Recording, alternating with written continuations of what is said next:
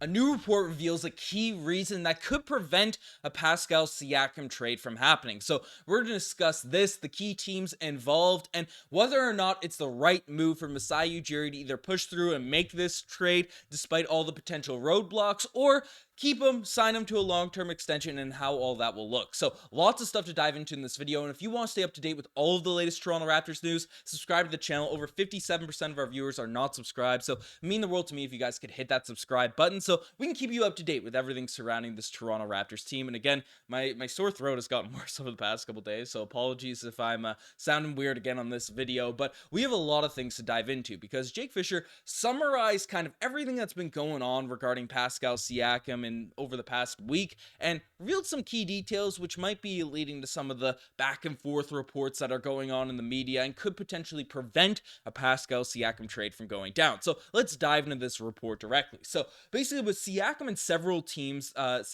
continue to value Toronto Raptors lanky playmaker. Sacramento, Indiana, Detroit, and Dallas mark four suitors that NBA executives keep listing as active buyers that have explored avenues to land Siakam. But for any interested party, like with Murray's Hawks, Siakam this past summer, or even the struggling Golden State Warriors, who have discussed Siakam internally, sources have said any front office acquiring Siakam has to significantly weigh the clear messaging from Siakam's side of this equation. So what does that mean? It means if a deal is going to go down, and this is something that has been echoed a lot by reporters across the league now at this point, given Siakam's unrestricted free agency, Siakam's input and how open he would be to re-signing with the team has to be taken into account and really has major sway in terms of what teams are going to be willing to offer Toronto if a potential deal were to go through. So basically, Siakam has all that stuff. He holds a direct path to unrestricted free agency this summer and could simply walk to the highest bidder on the open market, just as his former teammate Fred VanVleet did for Houston in June. Siakam's group, according to league sources, do feel confident that a similar top dollar offers will be available to the 29-year-old. Has well-rounded into all-star form as Toronto's offenses featured Scotty Barnes. Siakam doesn't appear to have any interest in the 2-year extension that he could sign after being dealt this season compared to the maximum long-term contract he plans to command as a free agent. So again, a lot of similar to things to what we've been hearing. The new stuff comes in the second part of this sort of report, but basically, teams are weighing whether or not they can sign him long-term. Siakam has no interest in signing that contract extension with any sort of group. The Mavericks, the Pistons, the Pacers, the Kings, the Warriors. He doesn't want to sign a 2-year contract. He wants to cash in on his sort of peak value. This is the prime of his career to receive one of those lucrative contracts. So again, it completely makes sense what he's doing. He's not holding the Toronto Raptors hostage. If you had the opportunity to make $200+ million for 5 seasons, I mean, you would do it as well. So that's kind of Siakam's approach, right? He wants that sort of max deal out there in free agency. So, he's not going to sign an extension. He's not going to do anything like that. And teams need to weigh that risk in him entering that free agency period. The Raptors, obviously, given the fact he's been on this team, we have all of his rights.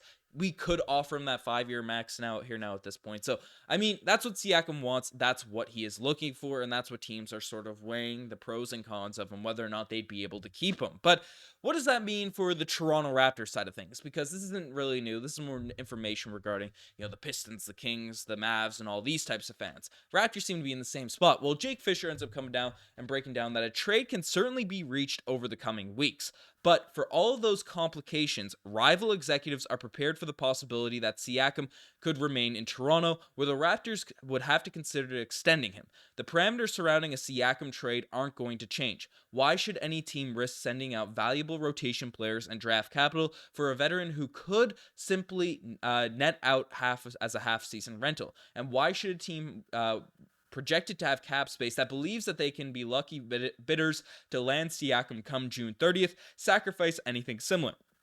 Both Indiana and Detroit will have serious room to play this summer, so will Philadelphia, with Siakam's former head coach Nick Nurse manning the bench and league personnel pinning the Sixers as another free agency boogeyman to scare off the Siakam trade deadline bids. So that's the key part in this whole article. The key new revelation is that league executives are looking at the Pistons, they're looking at the Indiana Pacers, and they are looking at the Philadelphia 76ers as, quote, boogeymen to come out here and snatch away Pascal Siakam in unrestricted free agency if another team were to sort of acquire him. Because as this first paragraph sort of laid out, Siakam's entering free agency if he gets traded to another team. Now, does that mean he's immediately going to leave? No.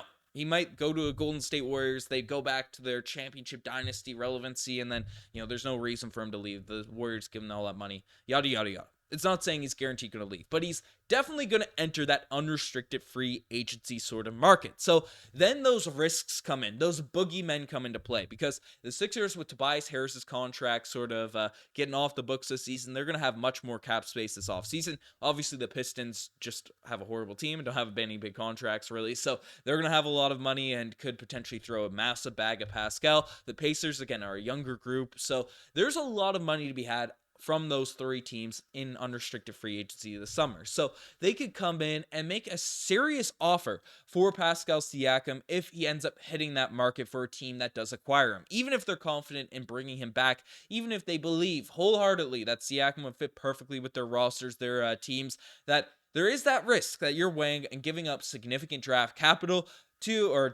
and player capital in terms of acquiring Pascal, right? That's a major risk if another team can kind of swoop in and just take him away, be the boogeyman in these potential packages. And I mean, Pascal Siakam's getting that max. His team is confident he's getting it. Looking at his performances, 22 points per game, 6 rebounds, 5 assists, now up to 31% from the three-point line, has been a lot better as of late. Still under 29 years old, Pascal is.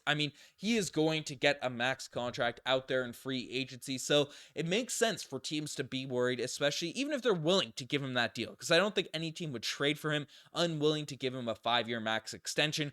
He's made it known that he's not signing a short-term deal. He is taking that big bag from whatever team ends up signing him this offseason, but no team would end up acquiring him if that deal doesn't end up going through. But other teams also could be dishing out that money. So it seems like the offers will be less so for a Pascal Siakam. Now, we heard same things about OG Anunoby, and then we were able to get Emmanuel Quickley and RJ Barrett and a really good draft pick, from the New York Knicks. So Masai Ujiri still has his ways, but again, we know what Masai Ujiri's game plan is. We know his approach to all this type of stuff. He is not going to get finessed. He is not going to take a subpar package like Fred VanVleet.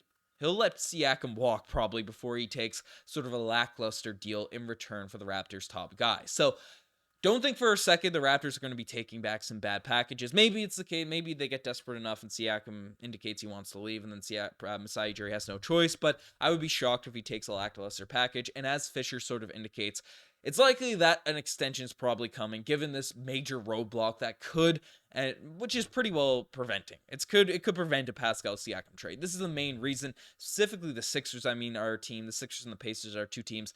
The Pistons, I don't think that's basketball purgatory. I think Siakam take a pay cut somewhere else to not go to the Detroit Pistons. But the Pacers and the Sixers are two good teams in the Eastern Conference with bright futures. Could be an interesting fit. Again, the relationship with Nick Nurse seemed a little bit weird. I don't want to say rocky, but was a little bit weird ending off. But I don't know. Let me know what you guys think. Who you think the biggest threat out of these three teams with cap space this offseason to steal away Pascal Siakam. But I remain of the stance. I pretty well save it on every Pascal Siakam video we've done as of late.